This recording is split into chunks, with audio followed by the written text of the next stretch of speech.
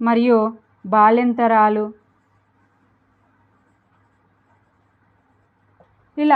ఇలాంటి పదాలన్నీ కూడా చెప్పవచ్చు. ఇక్కడ ఆడి అనే శబ్దానికి వచ్చినట్లయితే వన్నెలాడి, టక్కులాడి,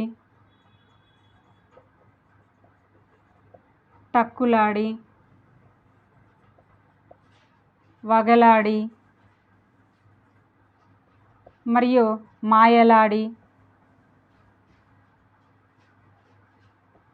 మరియు తిప్పులాడి, ఇలాంటి పదాలన్నింటిని గురించి కూడా మనం తెలుసుకోవచ్చు. అలాగే గత్తె లేదా కత్తె అనే పదాలు కూడా స్త్రీలకు సంబంధించినటువంటి పదాలే. వాటిలో కూడా కొన్ని పదాలు తెలుసుకున్నట్లయితే చెలికత్తె, అందగత్తె, సొగసుగత్తె,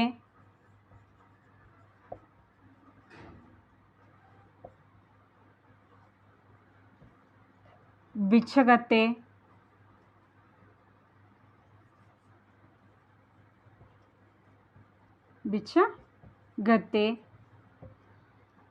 ఇలా ఎన్నో స్త్రీలకు సంబంధించినటువంటి పదాలన్నింటిని గురించి కూడా తెలుసుకోవచ్చు. ఇక్కడ అమహద్వాచకంలో స్త్రీలను మరియు వారి యొక్క విశేషాలను మరియు పశుపక్షాదులను గురించి కూడా అచేతనంగా ఉండేటటువంటి వస్తువులను గురించి అన్నింటినీ గురించి, అంటే మహద్వాచకం అంటే ఓన్లీ పురుషుల గురించి తెలియచేసేది.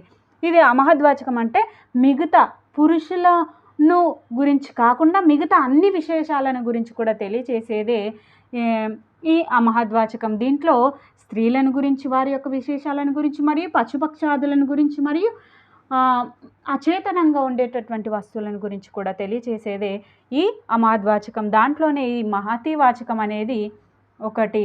ఈ మహతివాచకంలో స్త్రీలను మరియు వారి యొక్క విశేషాలను గురించి కూడా తెలియచేసేదే ఈ మహతివాచకం. దీంట్లో సీత, కుంతి, సరిత ఆడవాళ్ళ పేర్లనే కాకుండా మిగతా ఆడవాళ్ళకు సంబంధించిన పదాలను గురించి కూడా ఇక్కడ ఆలు శబ్దం, ఆడి శబ్దం, గత్తె, కత్తె వీళ్ళన్నింటిని గురించి కూడా తెలియజేసేది. అలాగే గుణవంతురాలు, ధనవంతురాలు, మనమరాలు, బాలింతరాలు, ఇలా ధనవంతురాలు ఇవన్నీ కూడా చెప్పవచ్చు. అలాగే ఆడి శబ్దానికి సంబంధించినటువంటి పదాలు ఏంటంటే వన్నెలాడి, టక్కులాడి, వగలాడి, మాయలాడి, తిప్పులాడి, టిక్కులాడి ఇవన్నీ కూడా ఈ ఆడి శబ్దానికి సంబంధించినవి. ఇవి కూడా స్త్రీలకు సంబంధించినటువంటి కొన్ని శబ్దాలు అని చెప్పుకోవచ్చు. అలాగే గత్తె, చెలికత్తె, అందగత్తె, సొగసుగత్తె, బిచ్చగత్తె ఇలా అన్ని పదాలను గురించి, స్త్రీలని గురించి తెలియచేసేటటువంటి పదాలనే ఈ మహతివాచకంలో చెప్పుకోవచ్చు. అలాగే ఈ అమహద్వాచకంలో మరి ఇంకా కొన్ని ఉన్నాయి కదా, అది ఏంటి అంటే పశుపక్షాదులు. అంటే దీనినే తిర్యక్ వాచకం అని కూడా అంటారు. దీనినే తిర్యక్ వాచకం.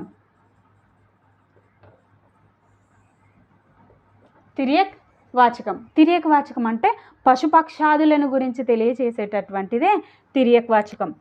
ఏంటిది? పశుపక్షాదులను గురించి తెలియచేసేటటువంటిదే ఈ తిర్యక్ వాచకం. మళ్ళీ జడవాచకం కూడా ఉంటుంది. అది కదలిక, జడ అంటే కదలిక లేనటువంటి వస్తువు అని చెప్పుకోవచ్చు. పశుపక్షాదులను గురించి తెలియచేస్తుంది ఇది. మరి పశుపక్షాదులు అంటే మనకి ఉదాహరణకు చెప్పుకొచ్చినట్లయితే చాలా తెలుసు మనకి. కాకి మరియు జింక, పశువులు మరియు పక్షులు రెండు కూడా రావచ్చు. మరి పులి, సింహం, కుందేలు ఇలా చాలా పక్షులని మరియు పశువులని మరియు పక్షులను గురించి తెలియచేసేదే ఈ తిర్యక్ వాచకం అని కూడా చెప్పుకోవచ్చు. ఇక్కడ ఇవన్నీ కూడా పశుపక్షాదులకు సంబంధించినటువంటి తిర్యక్ వాచకంలో చెప్పుకోవచ్చు. అలాగే ఇంకొకటి ఏంటంటే కదలిక లేనటువంటి వస్తువులను గురించి తెలియచేస్తుంది. ఇదేంటంటే జడవాచకం.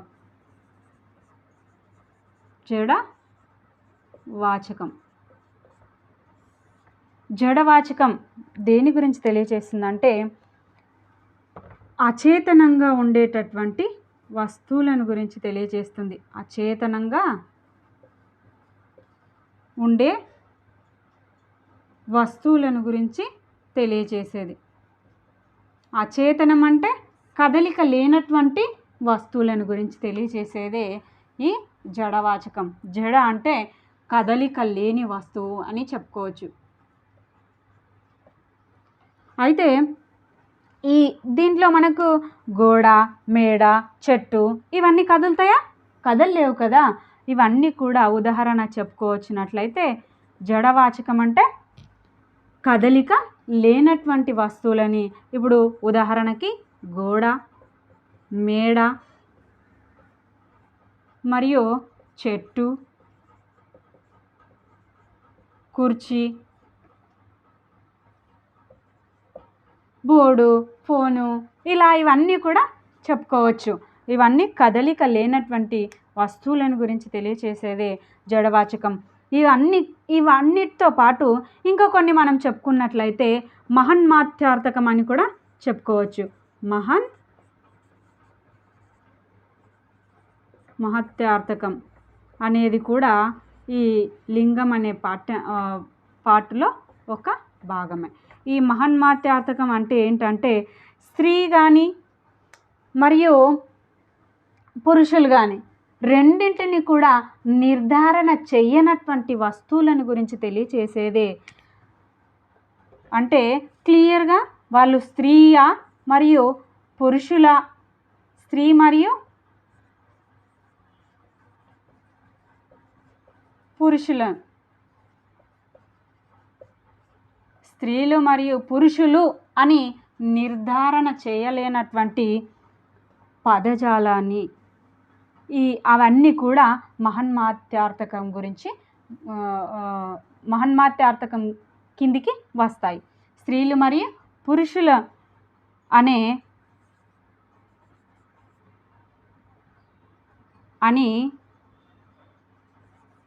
నిర్ధారణ చేయలేనటువంటి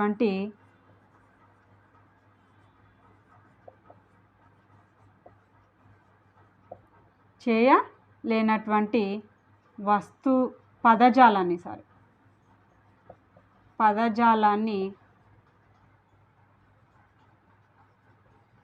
మహన్మాత్యార్థకం అంటారు. స్త్రీలు మరియు పురుషులు అని నిర్ధారణ చేయలేనటువంటి పదములను అని ఆ పదజాలాన్ని గురించి అని చెప్పారు. ఇక్కడ ఉదాహరణకు తెలుసుకున్నట్లయితే ఇప్పుడు శిశువు ఆడబిడ్డ అయి ఉండొచ్చు, మగబిడ్డ అయి ఉండొచ్చు. శిశువు అని చెప్పుకున్నట్లయితే మగ శిశువు అయి ఉండొచ్చు, ఆడ శిశువు అయి ఉండొచ్చు. అదే ఇంకొక పదం తెలుసుకున్నట్లయితే బిడ్డ అని కూడా చెప్పుకోవచ్చు. అలాగే చుట్టము అనే పదం కూడా స్త్రీల మరియు పురుషుల అని మనం స్పష్టంగా తెలియదు. అలాగే డాక్టర్, అక్కడ డాక్టర్ అనే పదంలో కూడా స్త్రీ అయి ఉండొచ్చు, పురుషులు అయి ఉండొచ్చు. అలాగే టీచర్ మరియు లాయర్ మరియు పోలీస్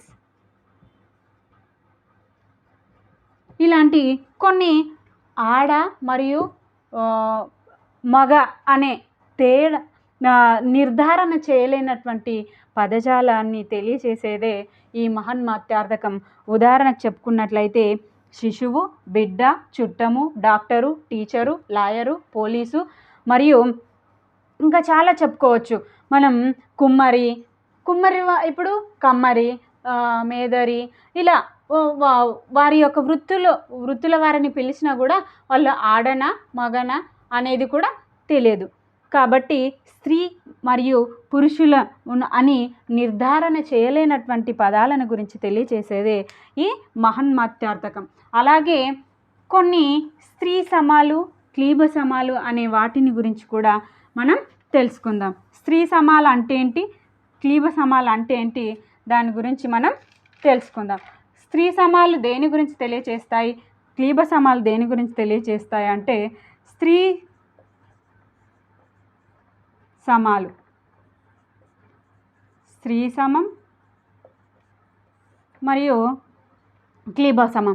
స్త్రీ సమం దేని గురించి తెలియచేస్తుంది అంటే ఇప్పుడు ప్రథమా విభక్తి, మనకి విభక్తులు తెలుసుకున్నట్లయితే ప్రథమా విభక్తి యొక్క ప్రత్యయాలు ఏంటంటే డుమువులు. విభక్తి యొక్క ప్రత్యయాలు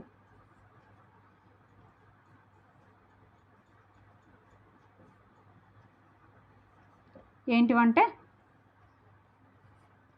డు, ము, వు, లు. ఈ ప్రథమ విభక్తిలోని ప్రత్యయాలు డు మరియు ము మరియు వు మరియు లు. ఈ 4 పదాలు డు, ము, వు అనే అక్షరాలు లేనటువంటి పదాలనే మరియు వీటినే స్త్రీ సమము అంటారు. ఉదాహరణకి చెప్పుకున్నట్లయితే ఇప్పుడు గోడ, ఇక్కడ ప్రథమ విభక్తిలో ఉన్నటువంటి పదం ఉందా? లేదు. మరియు పిల్లి మరియు చెట్టు మరియు మొక్క అంటే ఇవి ఈ 3 అక్షరాలు కూడా ఉండలేనటువంటి పదాలనే స్త్రీ సమము అంటారు. ఇప్పుడు కుర్చీ, పలక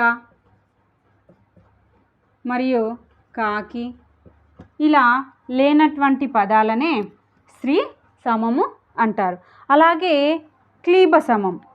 ఈ క్లీబ సమం అంటే ఏంటో కూడా తెలుసుకుందాం. క్లీబ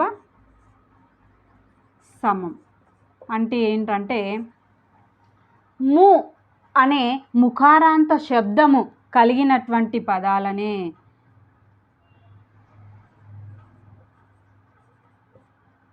ముఖారాంత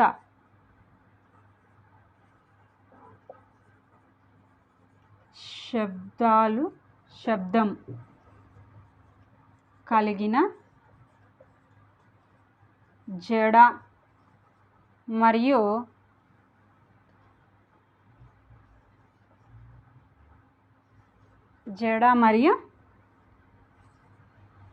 తిర్యక్ పదాలను గురించి తెలియచేసేది. అంటే ఉదాహరణకి ఇప్పుడు ముఖారాంత ము కలిగి ఉండి ఆ పదంలో ము అనే అక్షరం ఖచ్చితంగా ఉంటుంది. ముఖారాంత శబ్దము కలిగిన జడ మరియు తిర్యక్ పదాలను అంటే మనం ఇంతకుముందు చెప్పుకున్నాం కదా, జడ అంటే కదలిక లేనటువంటి వస్తువులు మరియు తిర్యక్ అంటే పశుపక్షాదులు.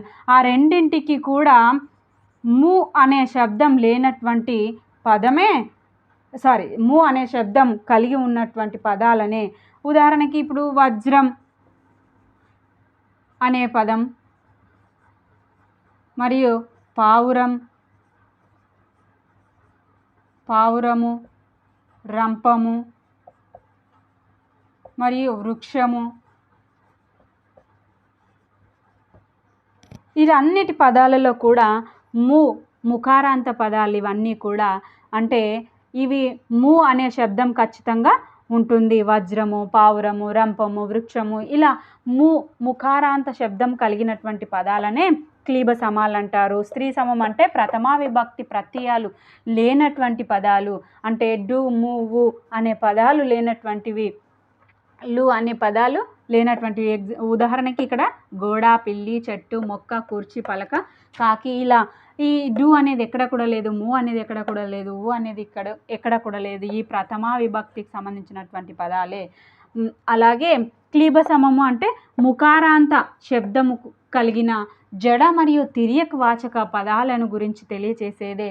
మరి ఆ పదాలు ఏంటంటే ము అనేది ఖచ్చితంగా పదం చివరలో ఉంటుంది అని ఈ క్లీబ సమం తెలియచేస్తుంది.